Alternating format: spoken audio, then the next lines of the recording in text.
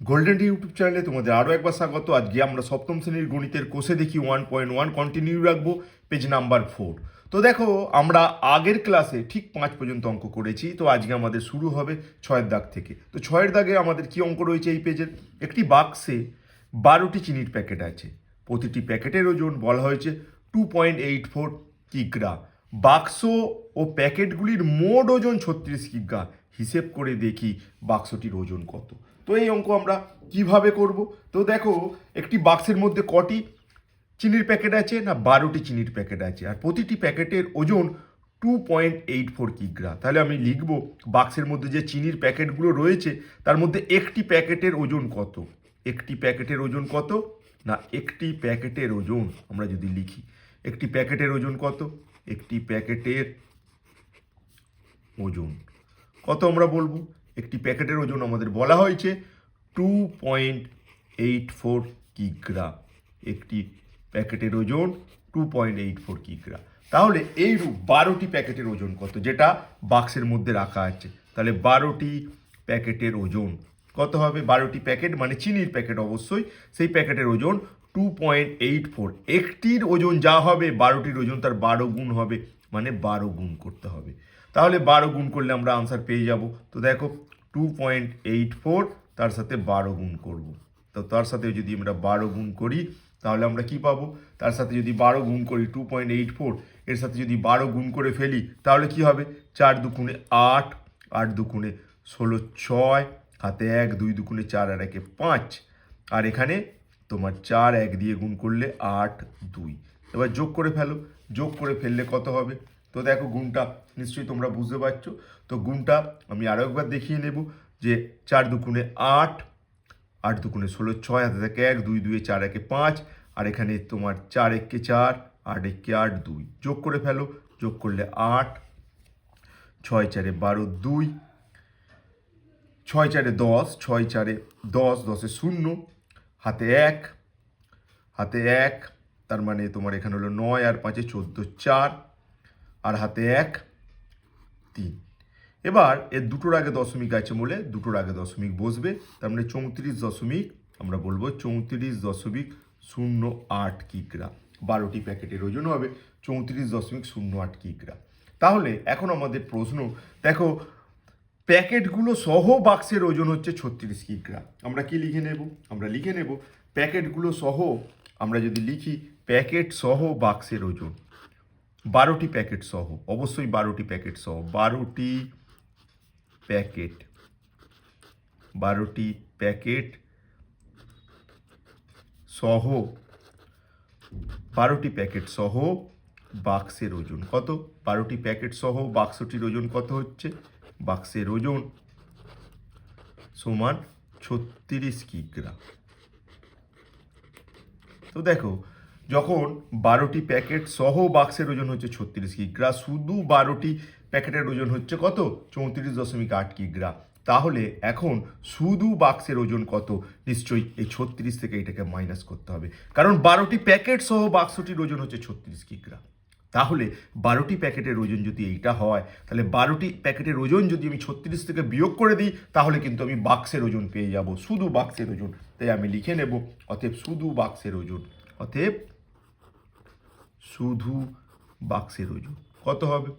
শুধু বাক্সের ওজন কত হবে? দেখো, শুধু বাক্সের ওজন যদি আমি নির্ণয় করতে চাই, আমাকে 36 থেকে মাইনাস করতে হবে কাকে? না, 34.08। 12টি প্যাকেটের ওজনকে মাইনাস করতে হবে কিগ্রা। তো আমরা মাইনাস করে নেব। তো মাইনাস করে নিলে কি হবে? আমরা বিয়োগটা করে নেব। 36 থেকে মাইনাস করব, 36-এর দশমিক নেই মানে শেষে দশমিক আছে, 36.00, আর এখান থেকে আমি বিয়োগ করে নেব 34.08। তাহলে বিয়োগ করো। তো চলো, বিয়োগ করলে কি পাবো? 8 2 10, হাতে 1, এখানে 9, হাতে 1 5, তাহলে এটা হচ্ছে 6 থেকে 5 বাদ দিলে 1, আর এখানে 0 তো মিলে যাবে, অর্থাৎ আমরা বলবো 1.92 কিগ্রা, যেটা আমাদের নির্ণয় করতে দেওয়া হয়েছিল। শুধু বাক্সের ওজন কত? আমরা নির্ণয় করে ফেলেছি, শুধু বাক্সের ওজন 1.92 কিগ্রা। তো আশা করবো তোমরা অঙ্কটা বুঝতে পেরেছো। আমরা দেখে নেব এই পেজেরই পরের যে অঙ্কটি রয়েছে সেই অঙ্কটি। পরের অঙ্ক কি বলা হয়েছে? পরের অঙ্ক বলা হয়েছে 1 বস্তা চালের পরিমাণের 0.75 অংশের দাম 1800 টাকা হলে 0.15 অংশের মূল্য কত। তো এই অঙ্কটা আমাদের এই মুহূর্তে করতে হবে। তো এই অঙ্কটা আমাদের কি বলা হয়েছে? আমাদের বলা হয়েছে 1 বস্তা চালের পরিমাণের 0.75 অংশের দাম 1800 টাকা হলে 0.15 অংশ ধানের দাম কত। তো আমাকে এটা ঐকিক নিয়মের সাহায্যে করতে হবে, ধান নয় চালের দাম কত। তো আমাকে ঐকিক নিয়মের সাহায্যে করতে হবে 1 বস্তা চালের পরিমাণে 0.75 অংশের দাম 1800 টাকা, তাহলে 0.15 অংশের মূল্য কত আমাকে ঐকিক নিয়মের সাহায্যে হিসেব করতে হবে। তো আমরা সেটা করব। তো কিভাবে করব? 7 দাগের অঙ্ক দেখে নাও।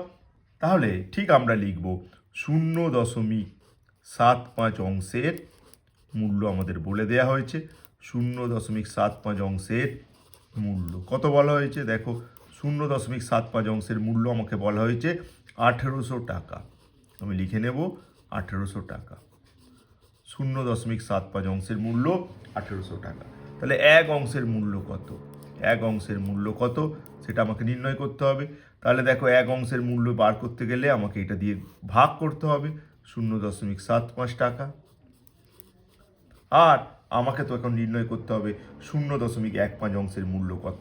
তাই আমি লিখব 0.15 অংশের 0.15 অংশের মূল্য 1 অংশের যা মূল্য হয়েছে 1800 বাই 0.75 এর সাথে গুণ করে ফেলতে হবে 0.15 টাকা।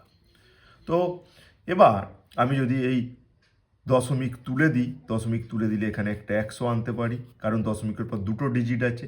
এখানকার দশমিক তুলে দিলেও তুমি এখানে একটা 100 আনতে পারো, কারণ দশমিকের পর দুটো ডিজিট আছে। তো এই 100 কেটে দাও, আর সামনে শূন্য তো কেটেই যাবে। 15 দিয়ে এটাকে কাটলে 5 15 75, আর 5 দিয়ে যদি 1800কে ভাগ করো, 5 দিয়ে 1800 ভাগ করো, 3 5 15, 5 6 30, আর 3 0। 1800কে আমরা কি করলাম? 1800কে ভাগ করলাম 5 দিয়ে। তো 5 6 তোমার 3 5 15 প্রথমে করলাম, এখানে 3 0, তাই 5 6 30, আর এখানে 0 থাকলো, তাই 0 0। তো এইভাবে আমরা ভাগটা করতে পারি। তো এই ভাগটা করলে আমরা পাচ্ছি 360 টাকা। তাহলে আমাদের যে প্রশ্ন, যে বস্তার 0.15 অংশের দাম কত, তাহলে আমরা বলবো চালের পরিমাণের, আমরা কি বলবো? চালের পরিমাণের 0.15 অংশের মূল্য কত? 0.15 অংশের মূল্য সমান 360 টাকা। তো এইভাবে আমরা সহজেই অঙ্কটা কষে ফেলতে পারি। তো আশা করবো তোমরা অঙ্কটা বুঝতে পেরেছো। এই পেজেরই শেষ অঙ্ক যেটা রয়েছে 8 দাগের, সেই অঙ্কটা নিয়ে এবার আমরা তোমাদের সাথে কথা বলবো। তো সেইটা বলার আগে আমি কিন্তু আর একটা ইনফরমেশান দেবো। যারা আমার এই চ্যানেলে তোমরা নতুন, যারা এই ভিডিওটা প্রথম দেখছো, তাদের আমি বলবো, আমরা তোমাদের সপ্তম শ্রেণীর জন্য প্রতিটা অঙ্ক আমরা ধরে ধরে শেখাচ্ছি। তার জন্য আমরা একটা প্লেলিস্ট বানিয়েছি, ক্লাস 7 2026 ম্যাথামেটিক্স বলে। তোমরা সেই প্লেলিস্টে যাও, গিয়ে তোমাদের প্রয়োজনীয় অঙ্ক পরপর করে দেখে আসো, আর পরীক্ষায় ভালো রেজাল্ট করার জন্য তৈরি হও। তো চলো আমরা করে নেব এখন আমাদের এই পেজেরই শেষ অঙ্ক, 8 দাগের অঙ্কটি। দেখো এই পেজের যে শেষ অঙ্ক তোমাদের রয়েছে কি না, অনিতা দি তার জমির 7/8 অংশ নিজের ভাইকে দিয়েছেন। তার জমির অর্ধেকের, অনিতা দি তার জমির অর্ধেকের 7/8 অংশ নিজের ভাইকে দিয়েছেন এবং বাকি জমি 3 ছেলেকে সমান ভাগে ভাগ করে দিয়েছেন। প্রত্যেক ছেলে কত অংশ জমি পেল তা চিত্রের সাহায্যে দেখাই। তো আমাকে কিন্তু একটা ছবি এঁকে ব্যাপারটা দেখাতে হবে। তো কিভাবে আমরা দেখাবো? আমরা অনিতা দি জমি প্রথমে এঁকে নেব এবং তাকে অর্ধেক করব। তো আমরা মনে করছি দেখো এটা হলো অনিতা দির জমি, আমরা অনিতা দির জমিটা এঁকে নেব আজকে। তো দেখো এইটা আমরা মনে করলাম অনিতা দির জমি। তো এই জমিটাকে প্রথমে সমান দুভাগে ভাগ করতে হবে। তো সমান দুভাগে ভাগ করব, আমি মোটামুটি মাঝ বরাবর একটা লাল দাগ টেনে দিলাম, তাহলে জমিটা কিন্তু দুভাগে ভাগ হয়ে গেল। তো দেখো আমি এখান দিয়ে একটা লাল দাগ টেনে দিয়েছি, লাল দাগ টেনে দিলেই জমিটা দুভাগ হয়ে গেল। আর এই জমিটা দুভাগ হয়ে যাবার পর অর্ধেক জমিকে, অর্থাৎ এই দিকের পোর্শনটাকে আমি কি করব, 8 ভাগের মধ্যে 7 ভাগ নিজের ভাইকে দিল। তার মানে এই অংশটাকে আমি সমান 8টা ভাগে ভাগ করে নেব। তো দেখো সমান 8টা ভাগে ভাগ করব, 1টা 2টো 3টে 4টে 5 6 7 8, মোটামুটি সমান 8টা ভাগে আমি ভাগ করে নিয়েছি। তো এই জমিটাকে আমি সমান 8টা ভাগে ভাগ করে নিয়েছি, তার মধ্যে 7টা অংশ ভাইকে দিলেন, অর্থাৎ ভাইকে দিচ্ছে এই অংশগুলো। আমি এইভাবে দেখিয়ে দিচ্ছি।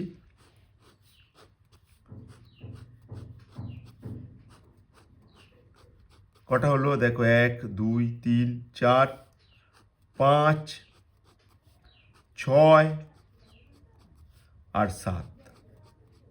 তো এই অংশটা দিল ভাইকে, ঠিক এইখান থেকে এই পর্যন্ত এটা হচ্ছে ভাইকে দিল, এই অংশটা ভাইকে দিয়েছে, এই অংশটা ভাইকে দিলেন, এই অংশটা ভাইকে দিলেন, এই অংশটা ভাইকে দিলেন। তাহলে জমির কত অংশ ভাইকে দিলেন? দেখো মোট জমি তো 1 অংশ, আমরা লিখব মোট জমি কত, মোট জমি সমান 1 অংশ। জমির অর্ধেক কত? জমির অর্ধেক বার করতে গেলে তাকে 2 দিয়ে ভাগ করতে হয়। জমির অর্ধেক সমান 1কে 2 দিয়ে ভাগ করে আমরা অংশটা পাবো, সেটা হলো 1/2 অংশ। এটা হলো জমির অর্ধেক, 1/2 অংশ হলো জমির অর্ধেক। এবার এই জমির অর্ধেকে 7/8 অংশ ভাইকে দিলেন, অতএব ভাইকে কত দিলেন আমরা নির্ণয় করব। ভাইকে দিলেন, ভাইকে দিলেন কত, অর্ধেক জমির 7/8 অংশ। তাহলে 1/2 এর সাথে 7/8 গুণ করব, অর্থাৎ 7 1 7, 8 2 16, 7/16 অংশ। ভাইকে দিলেন জমির কত অংশ, জমির 7/16 অংশ।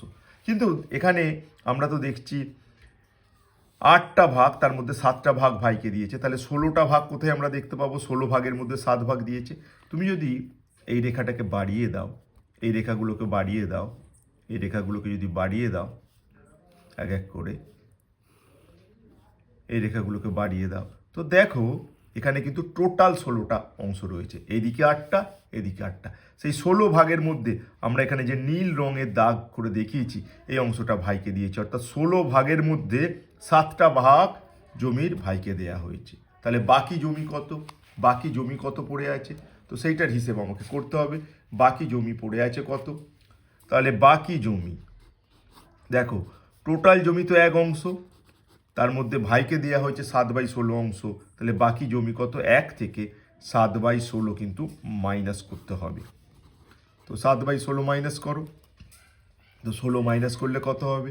এখানে 1-এর নিচে কিছু নেই মানে 1, তাহলে 1 আর 16 লসাগু হচ্ছে 16, 1 দিয়ে 16কে ভাগ করলে 16, 16 1-কে 16 মাইনাস 7 অংশ। তার মানে হলো তোমার এইটা কত? 16 থেকে 7 বাদ দিলে, 16 থেকে 7 বাদ দিলে হলো তোমার 16 থেকে যদি আমি 7 বাদ দিই, তাহলে বাকি জমি কত পড়ে থাকলো আমরা সেটা পাবো। তাহলে আমরা পাবো 9/16 অংশ।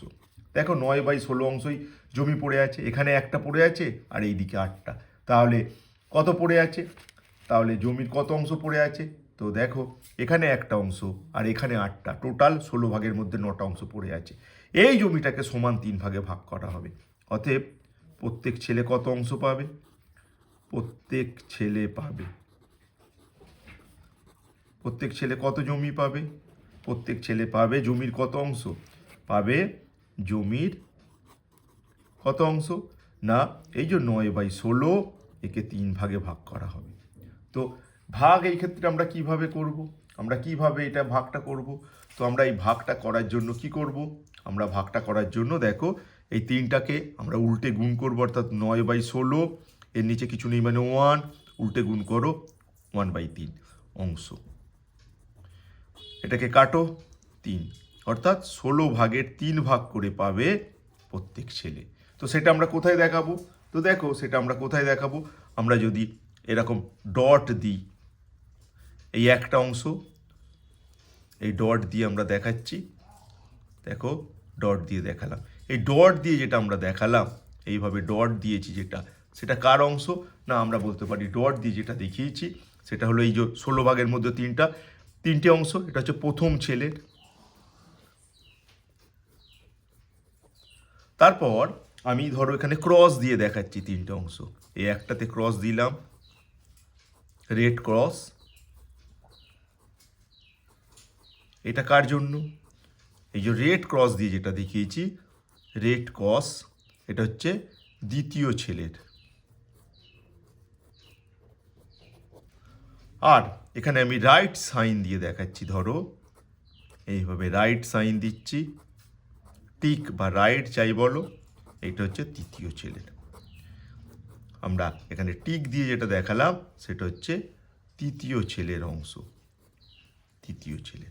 প্রত্যেক ছেলে 16 ভাগের মধ্যে 3 ভাগ। দেখো প্রথম ছেলে এই যে ডট দিয়ে আমরা দেখেছি 3টে অংশ, দ্বিতীয় ছেলে ক্রস দিয়ে আমরা দেখিয়েছি 3টে অংশ, 1টা 2টো 3টে, আর তৃতীয় ছেলের জন্য এইভাবে আমরা টিক দিয়ে দেখিয়েছি এই অংশটা। তো এইভাবে আমরা কোষে দেখি 1.1 পেজ নাম্বার 4-এর প্রতিটা অঙ্ক শেষ করলাম। পরবর্তী পর্বে আবার তোমাদের সাথে দেখা হচ্ছে নতুন ভিডিও নিয়ে। তোমরা দেখতে থাকো আমাদের গোল্ডেন ইউটিউব চ্যানেল। আর যেমনটি বলেছি, আমাদের এই চ্যানেল থেকে তোমাদের প্রতিটা অঙ্ক সমাধান কনসেপ্ট সহ পাবে। তোমরা সেগুলো ভালো করে দেখতে থাকো এবং পরীক্ষার জন্য প্রস্তুতি নাও। ধন্যবাদ।